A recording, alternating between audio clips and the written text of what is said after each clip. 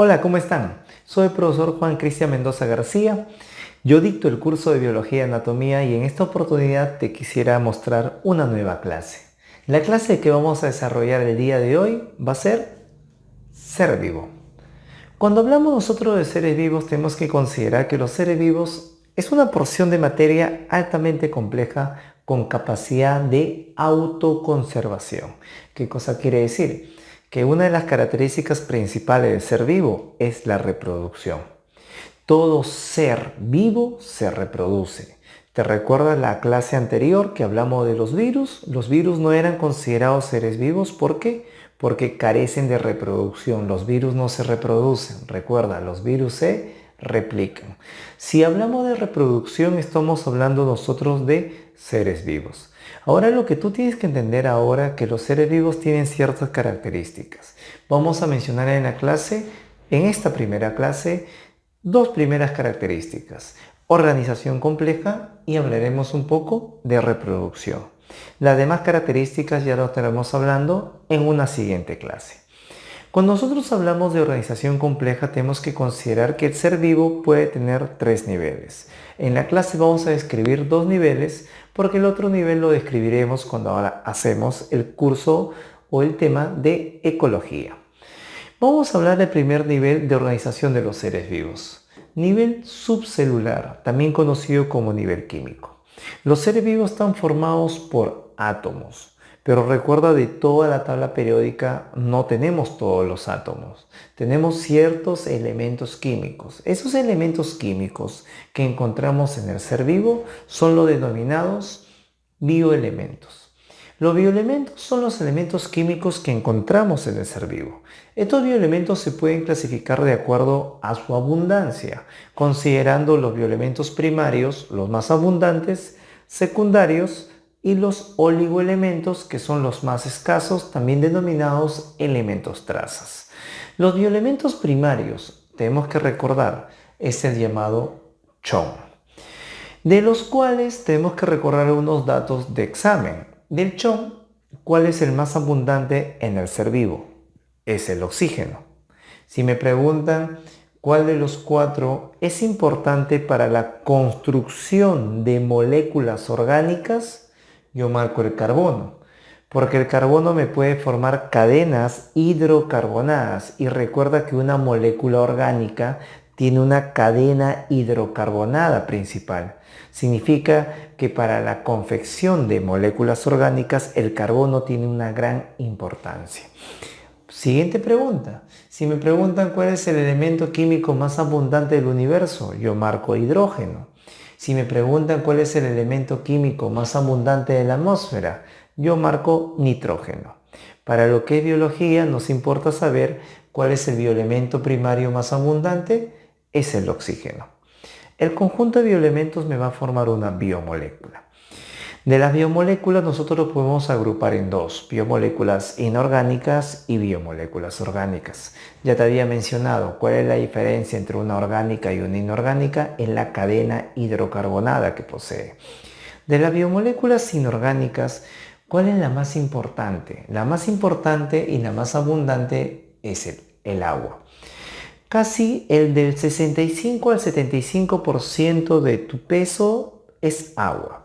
¿Qué cosa significa, hija? Que tú no estás gorda, estás inundada. Ese es el término. Ahora tú tienes que considerar que no solamente el agua es una biomolécula inorgánica. También encontramos, ¿qué cosa? A los gases, sales minerales. Correcto. Pero ahora, si en el examen me preguntaran cuál es la biomolécula orgánica más abundante, entonces yo tengo que recordar mi clase de bioquímica del colegio, que vamos a hablar de 4 biomoléculas orgánicas: carbohidratos, lípidos, proteínas y ácidos nucleicos. De los 4, el más abundante, obvio, son las proteínas. El 70% en peso de nuestro cuerpo es de materia proteica. Siguiente pregunta. El conjunto de biomoléculas me va a dar una macromolécula. Ahora debes entender qué es una macromolécula. La macromolécula es una cadena de biomoléculas. A ver, si te pongo el ejemplo. Si la biomolécula sería un monosacárido, La macromolécula sería una cadena de monosacáridos, entonces la clave sería polisacárido. Si la molécula sería un aminoácido, la macromolécula sería una cadena de aminoácidos, la clave sería proteínas. Si la molécula es un nucleótido, entonces la macromolécula sería una cadena de nucleótidos, la clave sería un polinucleótido. Entonces tú tienes que entender que una macromolécula es una cadena larga de pequeñas unidades. Ejemplo de pregunta de examen, como te había mencionado, el polisacárido. Los polisacáridos son cadenas de monosacáridos. Podemos encontrar 4 importantes. 2 estructurales, 2 de reserva. Los estructurales son celulosa quitina. Los de reserva, almidón glucógeno. ¿Dónde encontramos el almidón y glucógeno? Depende del ser vivo. Si consideramos que es representante del reino vegetal, tendrá almidón, porque el almidón es una reserva energética vegetal. Si hablamos de los animales no tenemos almidones, sino tenemos glucógeno. Celulosa quitina, pared celular. Celulosa, pared celular de las plantas. Quitina, pared celular de los hongos. Y también lo encontramos en el exoesqueleto de los artrópodos. Pregunta de la Universidad Nacional del Callao. De los 4 mencionados, ¿cuál es el más abundante?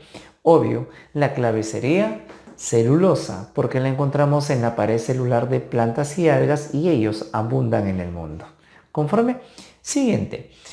El conjunto de macromoléculas me va a formar una asociación supramolecular o complejo supramolecular. O sea, ¿qué significa? Si yo junto macromoléculas voy a formar este complejo supramolecular. Un ejemplo de ellos es el virus. Profesor, ¿pero por qué marqué clave virus? Porque recuerda que el virus está formado de proteínas y de ácidos nucleicos. O sea, macromolécula proteína, macromolécula ácidos nucleicos, polinucleótidos. ¿Qué cosa me forma? Una asociación supramolecular, ejemplo, el virus. También dentro de ahí encontramos a los centriolos, encontramos a los ribosomas como complejos supramoleculares.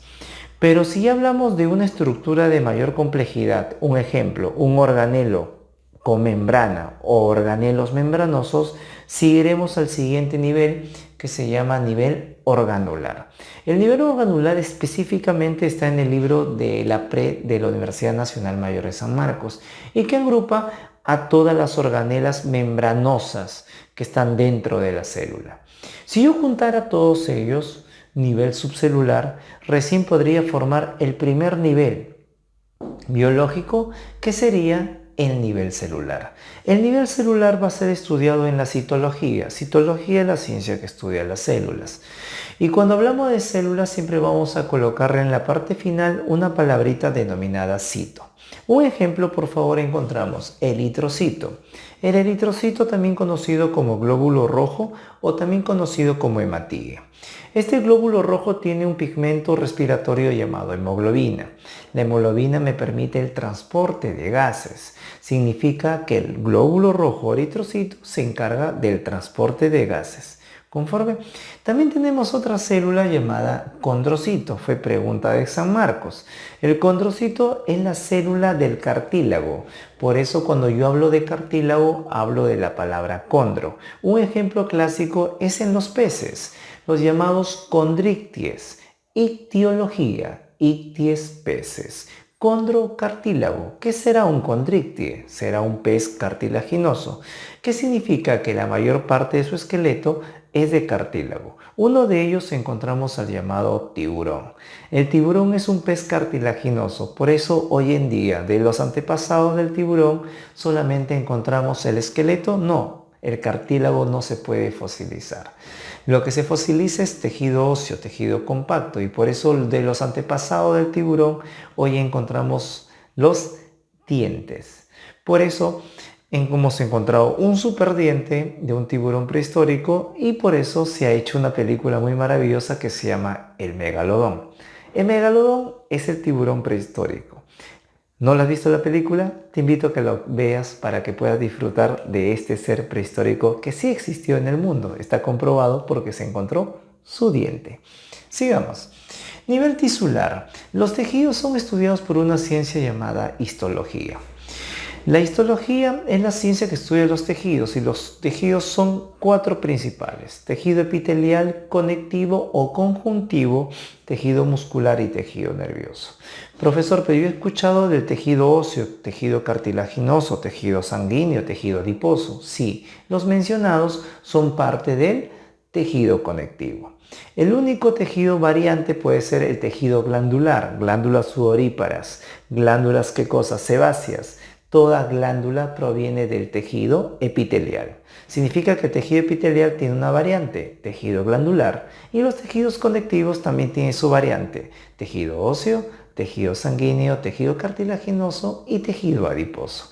Perfecto. El conjunto de tejidos, ¿qué me puede dar? Me va a dar un órgano. ¿Qué es el órgano? Es el conjunto de tejidos y el órgano más grande del cuerpo humano es la piel. Profesor, ¿la piel no es un tejido? No sería tejido porque la piel tiene epidermis, dermis, hipodermis. Recuerda que la epidermis tiene tejido epitelial, la dermis tiene tejido conectivo y la hipodermis también tiene tejido conectivo, pero especializado. Tiene tejido adiposo. Significa que la piel es un conjunto de tejidos. Entonces la piel no sería un tejido, sino sería un órgano. Sigamos. El conjunto de órganos me da ¿qué cosa? Un sistema o un aparato. Nivel sistémico. Cuando hablamos sistema, estamos hablando netamente que todos los componentes que todos los órganos provienen de un solo origen embrionario.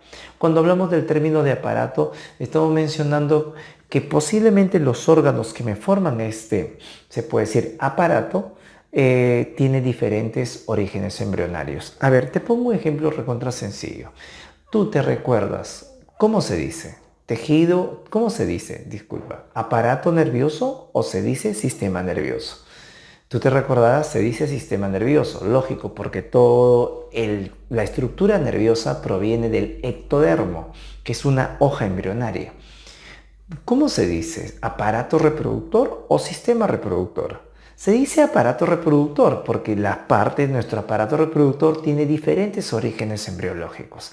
Esa es la diferencia. El conjunto de aparatos y el conjunto o conjunto de sistemas me va a dar el nivel individual, también denominado organismo. Cuando hablamos nosotros de organismo, tenemos que recordar que hay dos tipos de organismo: organismo unicelular y organismo pluricelular. ¿A qué llamamos un organismo unicelular? Al que está formado por una sola célula. Profesor, si está formado por una sola célula, aplicamos un poquito de criterio. Si está formado por una sola célula, entonces no tendrá tejidos, no tendrá órganos, no tendrá ni sistemas ni aparatos. ¿Qué organismo no tiene eso? Las levaduras, las bacterias, los protozoarios también. Son organismos unicelulares. No tienen tejidos, no tienen órganos y obvio que no tienen sistemas. Profesor, entonces, ¿qué organismo tiene todos ellos? El organismo que tiene todos ellos, ¿qué cosa es? El organismo pluricelular. ¿Qué cosa? Posee tejidos, órganos, sistemas. Perfecto. Sigamos. Vamos a seguir con la siguiente característica, que es la llamada reproducción. La reproducción me dice que permite la autoconservación de la especie, pero cuando hablamos de reproducción inmediatamente nos recordamos nuestras clases de colegio y vamos a encontrar dos tipos de reproducciones: reproducción sexual y reproducción asexual. Cuando hablamos de las reproducciones inmediatamente se nos viene a la mente ¿qué cosa? Que uno participa un individuo y el otro participa dos, y eso tenemos que un poquito actualizarlo. Es cierto, en la reproducción asexual me participa un organismo, pero en la reproducción sexual me puede participar un organismo. Ojo, este organismo tiene que tener una característica, tiene que ser hermafrodita, también conocido como monoico. ¿Qué es un ser monoico o hermafrodita? Es un ser que tiene ambos sexos, o sea, tiene tanto la parte masculina como la femenina. Significa que este organismo me va a producir espermatozoides y óvulos. Significa que este organismo, ¿qué cosa puede hacer? Él mismo, sin la participación de una pareja, se puede fecundar. Eso es una característica de la reproducción. ¿Qué cosa? Sexual. Ojo, ¿por qué yo lo llamaré sexual? Porque hay participación ¿de qué? De gametos. Profesor, pero esto es un solo organismo, ¿no estaba una pareja? No, porque te estoy diciendo que ese organismo puede producir su espermatozoide y su óvulo en él mismo, porque es un hermafrodita. Significa que la reproducción sexual lo puede dar un organismo o lo puede dar dos organismos. Si los sexos están separados, o sea, hay un macho, hay una hembra, eso se llama organismos dioicos, sexos separados. Ahora, te había mencionado que la reproducción sexual me participan los gametos. ¿Qué significa que en la reproducción asexual no hay participación de gametos? Profesor, si hay participación de gametos, hay fecundación, hay fusión de estos núcleos masculinos y femeninos, significa que la descendencia presenta variabilidad. Lógico, característica de la reproducción sexual. Hay variabilidad en la descendencia. ¿Cuál es la característica de la reproducción asexual? Como no hay gametos, no hay mezclas de estos núcleos, significa que no hay variabilidad.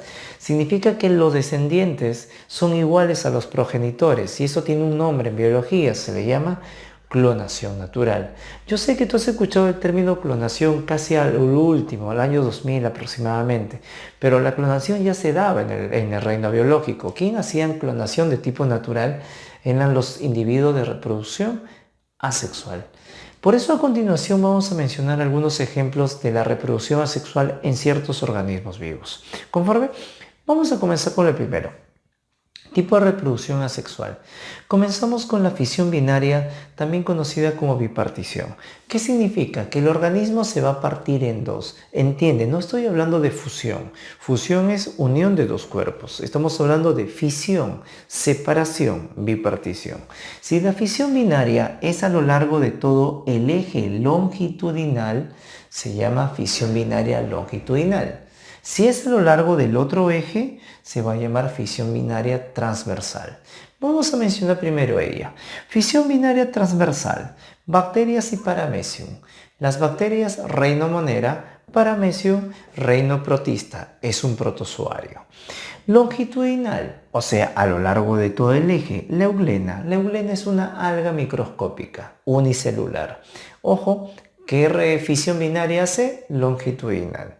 Por estrangulación lo hace la ameba, que la ameba es un protozoario. Por eso, bonita pregunta, ¿cuál es la reproducción asexual en los protozoarios? Protozoario paramecium, protozoario ameba, es la fisión binaria o bipartición.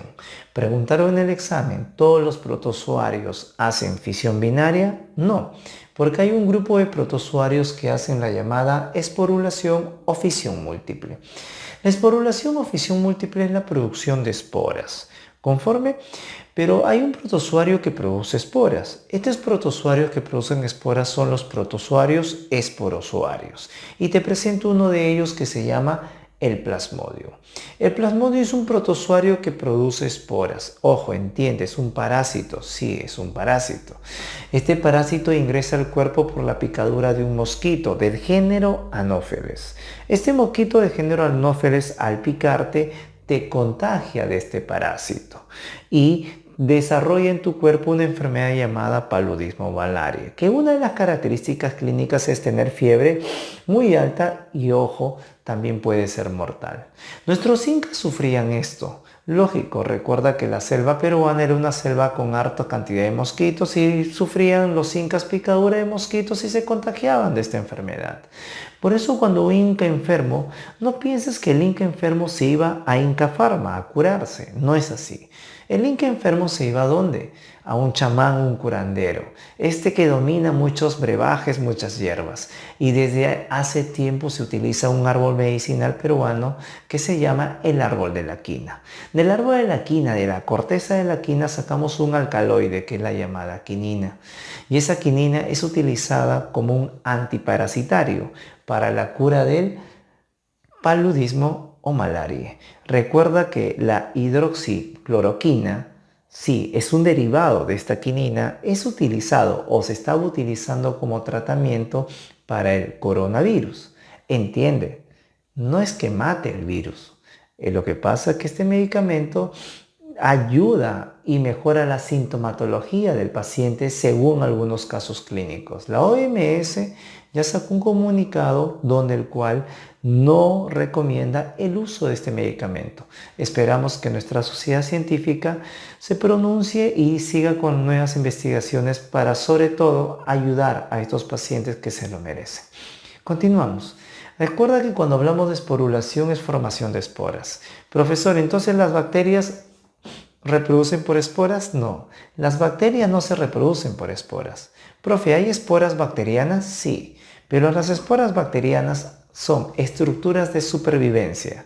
Una bacteria cuando no tiene un medio favorable forma una espora, estructura de supervivencia, mientras que la esporulación sí es un mecanismo reproductivo de hongos. Los hongos sí forman esporas. No solamente los hongos, también algunas plantas inferiores, las criptógamas, por ejemplo. Estamos hablando del musgo, estamos hablando de los helechos. Reproducción por esporas. Pero también tenemos que recordar que hay otro tipo de reproducción, la llamada gemación. Esa gemación, ¿qué es lo que pasa? El individuo le va a formar una yema, se va a formar un brote. ¿Cómo sé que es un brote? Es que el brote es mucho más pequeño que se puede decir la célula principal. Este brote o yema se desprende y de ese brote crece un nuevo organismo. Eso lo podemos ver en organismos unicelulares formados por una sola célula.